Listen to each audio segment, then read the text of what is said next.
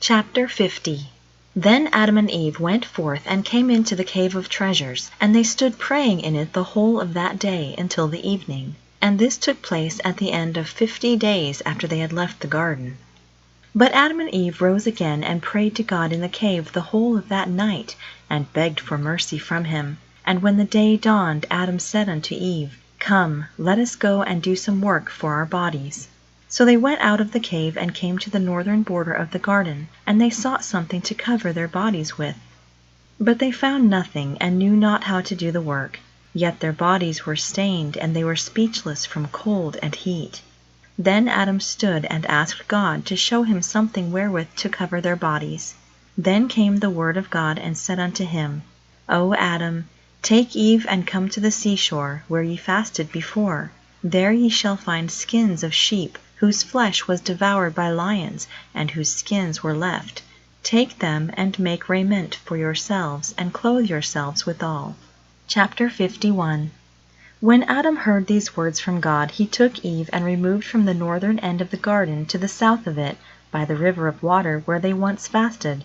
But as they were going in the way, and before they reached that place, Satan, the wicked one, had heard the word of God communing with Adam respecting his covering. It grieved him, and he hastened to the place where the sheepskins were, with the intention of taking them and throwing them into the sea, or of burning them with fire, that Adam and Eve should not find them. But as he was about to take them, the word of God came from heaven, and bound him by the side of those skins until Adam and Eve came near him. But as they neared him, they were afraid of him, and of his hideous look. Then came the word of God to Adam and Eve, and said to them, This is he who was hiding in the serpent, and who deceived you, and stripped you of the garment of light and glory in which you were. This is he who promised you majesty and divinity. Where then is the beauty that was on him? Where is his divinity? Where is his light? Where is the glory that rested on him? Now his figure is hideous. He has become abominable among angels, and he has come to be called Satan. O Adam, he wished to take from you this earthly garment of sheepskins, and to destroy it, and not let you be covered with it. What then is his beauty that you should have followed him? And what have you gained by hearkening to him? See his evil works, and then look at me your Creator, and at the good deeds I do you. See, I bound him until you came and saw him and beheld his weakness, that no power is left with him. And God released him from his bonds. Chapter 52. After this Adam and Eve said no more, but wept before God on account of their creation, and of their bodies that required an earthly covering. Then Adam said unto Eve, O Eve, this is the skin of beasts with which we shall be covered. But when we have put it on, behold, a token of death shall come upon us, inasmuch as the owners of these skins have died and have wasted away, so also shall we die and pass away. Then Adam and Eve took the skins, and went back to the cave of treasures, and when in it they stood and prayed as they were wont. And they thought how they could make garments of those skins, for they had no skill for it. Then God sent to them his angel to show them how to work it out. And the angel said to Adam, Go forth and bring some palm thorns. Then Adam went out and brought some as the angel had commanded him. Then the angel began before them to work out the skins, after the manner of one who prepares a shirt. And he took the thorns and stuck them into the skins before their eyes. Then the angel again stood up and prayed God that the thorns in those skins should be hidden, so as to be, as it were, sewn with one thread. And so it was, by God's order. They became garments for Adam and Eve, and he clothed them withal. From that time the nakedness of their bodies was covered from the sight of each other's eyes. And this happened at the end of the 51st day. Then when Adam's and Eve's bodies were covered, they stood and prayed, and sought mercy of the Lord, and forgiveness, and gave him thanks for that he had mercy on them, and had covered their nakedness. And they ceased not from prayer the whole of that night. Then when the morn dawned, at the rising of the sun, they said their prayers after their custom, and then went out of the cave. And Adam said unto Eve, Since we know not what there is to the westward of this cave, let us go forth and see it today. Then they came forth and went towards the western border. Chapter 53.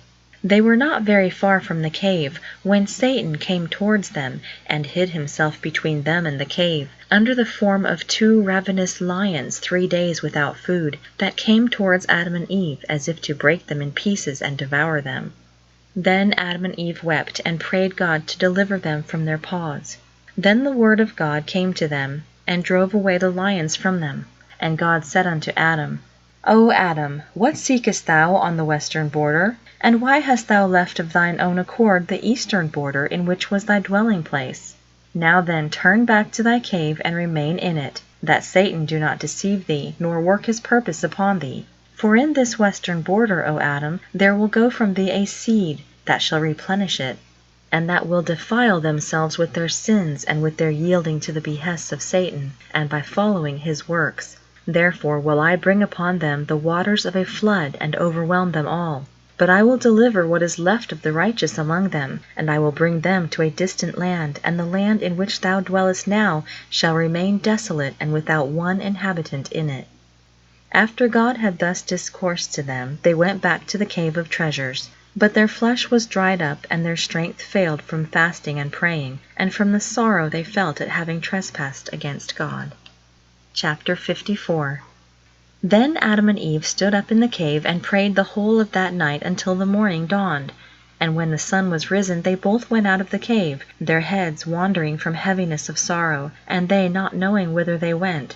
And they walked thus into the southern border of the garden. And they began to go up that border until they came to the eastern border, beyond which there was no farther space. And the cherub who guarded the garden was standing at the western gate, and guarding it against Adam and Eve, lest they should suddenly come into the garden. And the cherub turned round, as if to put them to death, according to the commandment God had given him. When Adam and Eve came to the eastern border of the garden, thinking in their hearts that the cherub was not watching, as they were standing by the gate as if wishing to go in, suddenly came the cherub with a flashing sword of fire in his hand, and when he saw them he went forth to kill them. For he was afraid lest God should destroy him if they went into the garden without his order. And the sword of the cherub seemed to flame afar off, but when he raised it over Adam and Eve the flame thereof did not flash forth. Therefore did the cherub think that God was favorable to them, and was bringing them back into the garden. And the cherub stood wondering. He could not go up to heaven to ascertain God's order regarding their getting into the garden. He therefore abode standing by them, unable as he was to part from them, for he was afraid lest they should enter the garden without leave from God, who then would destroy him. When Adam and Eve saw the cherub coming towards them with a flaming sword of fire in his hand, they fell on their faces from fear, and were as dead. At that time the heavens and the earth shook, and other cherubim came down from heaven to the cherub who guarded the garden, and saw him amazed and silent. Then again other angels came down nigh unto the place where Adam and Eve were. They were divided between joy and sorrow. They were glad, because they thought that God was favorable to Adam, and wished him to return to the garden, and wished to restore him to the gladness he once enjoyed. But they sorrowed over Adam, because he was fallen like a dead man, he and Eve, and they said in their thoughts, Adam has not died in this place, but God has put him to death, for his having come to this place and wishing to get into the garden without his leave. Chapter 55. Then came the word of God to Adam and Eve, and raised them from their dead state, saying unto them, Why came ye up hither? Do you intend to go into the garden from which I brought you out? It cannot be today, but only when the covenant I have made with you is fulfilled. Then Adam, when he heard the word of God, and the fluttering of the angels whom he did not see, but only heard the sound of them with his ears, he and Eve wept, and said to the angels, O spirits, who wait upon God, look upon me and upon my being unable to see you. For when I was in my former bright nature, then I could see you. I sang praises as you do, and my heart was far above you. But now that I have transgressed, that bright nature is gone from me, and I am come to this miserable state. And now I am come to this, that I cannot see you, and you do not serve me as you were wont, for I am become animal flesh. Yet now, O angels of God, ask God with me to restore me to that within I was formerly, to rescue me from this misery, and to remove from me the sentence of death he passed upon me, for having trespassed against him. Then when the angels heard these words, they all grieved over him, and cursed Satan who had beguiled Adam, until he came from the garden to misery, from life to death, from peace to trouble, and from gladness to a strange land. Then the angels said unto Adam, Thou didst hearken to Satan, and didst forsake the word of God who created thee, and thou didst believe that Satan would fulfill all he had promised thee. But now, O Adam, we will make known to thee what came upon us through him before his fall from heaven. He gathered together his hosts and deceived them, promising them to give them a great kingdom, a divine nature, and other promises he made them. His hosts believed that his word was true, so they yielded to him and renounced the glory of God. He then sent for us, according to the orders in which we were, to come under his command and to hearken to his vain promise. But we would not, and we took not his advice. Then, after he had fought with God, and had dealt forwardly with him, he gathered together his hosts and made war with us. And if it had not been for God's strength that was with us, we could not have prevailed against him to hurl him from heaven. But when he fell from among us, there was great joy in heaven, because of his going down from us. For had he continued in heaven, nothing, not even one angel, would have remained in it. But God in his mercy drove him from among us to this dark earth, for he had become darkness itself, and a worker of unrighteousness. And he has continued, O Adam, to make war against thee, until he beguiled thee and made thee come out of the garden to this strange land, where all these trials have come to thee. And death, which God brought upon him, he has also brought to thee, Adam, because thou didst obey him, and didst transgress against God. Then all the angels rejoiced and praised God, and asked him not to destroy Adam this time, for his having sought to enter the garden, but to bear with him until the fulfillment of the promise, and to help him in this world until he was free from Satan's hand. Chapter 56. Then came the word of God to Adam, and said unto him, O Adam, look at that garden of joy, and at this earth of toil, and behold the angels who are in the garden that is full of them, and see thyself alone on this earth, with Satan whom thou didst obey. Yet if thou hadst submitted and been obedient to me, and hadst kept my word, thou wouldst be with my angels in my garden. But when thou didst transgress and hearken to Satan, thou didst become his guest among his angels that are full of wickedness, and thou camest to this earth that brings forth to thee thorns and thistles. O Adam, ask him who deceived thee to give thee the divine nature he promised thee, or to make thee a garden as I had made for thee, or to fill thee with that same bright nature with which I had filled thee. Ask him to make thee a body like the one I made thee, or to give thee a day of rest as I gave thee, or to create within thee a reasonable soul as I did create for thee, or to remove thee thence to some other earth than this one which I gave thee. But, O Adam, he will not fulfill even one of the things he told thee. Acknowledge then my favor towards thee, and my mercy on thee, my creature, that I have not requited thee for thy transgression against me, but in my pity for thee I have promised thee that at the end of the great 5 days and a half I will come and save thee. Then God said again to Adam and Eve, Arise, go down hence, lest the cherub with a sword of fire in his hand destroy you. But Adam's heart was comforted by God's words to him, and he worshipped before him. And God commanded his angels to escort Adam and Eve to the cave with joy, instead of the fear that had come upon them.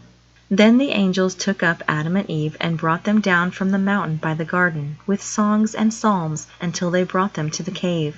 There the angels began to comfort and to strengthen them, and then departed from them towards heaven to their Creator who had sent them. But after the angels were gone from Adam and Eve, came Satan with shamefacedness and stood at the entrance of the cave in which were Adam and Eve.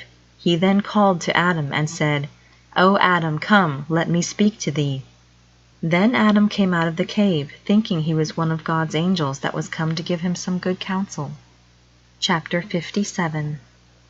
But when Adam came out and saw his hideous figure, he was afraid of him, and said unto him, Who art thou? Then Satan answered and said unto him, It is I, who hid myself within the serpent, and who talked to Eve, and beguiled her until she hearkened to my command. I am he who sent her through the wiles of my speech to deceive thee, until thou and she ate of the fruit of the tree, and ye came away from under the command of God. But when Adam heard these words from him, he said unto him, Canst thou make me a garden as God made for me? Or canst thou clothe me in the same bright nature in which God had clothed me? Where is the divine nature thou didst promise to give me? Where is that fair speech of thine thou didst hold with us at first, when we were in the garden? Then Satan said unto Adam, Thinkest thou that when I have spoken to one about anything, I shall ever bring it to him or fulfill my word? Not so, for I myself have never even thought of obtaining what I asked. Therefore did I fall, and did I make you fall by that for which I myself fell, and with you also whosoever accepts my counsel falls thereby. But now, O Adam, by reason of thy fall thou art under my rule, and I am king over thee, because thou hast hearkened to me and hast transgressed against thy God. Neither will there be any deliverance from my hands until the day promised thee by thy God. Again he said, Inasmuch as we do not know the day agreed upon with thee by thy God, nor the hour in which thou shalt be delivered, for that reason will we multiply war and murder upon thee and thy seed after thee. This is our will and our good pleasure, that we may not leave one of the sons of men to inherit our orders in heaven.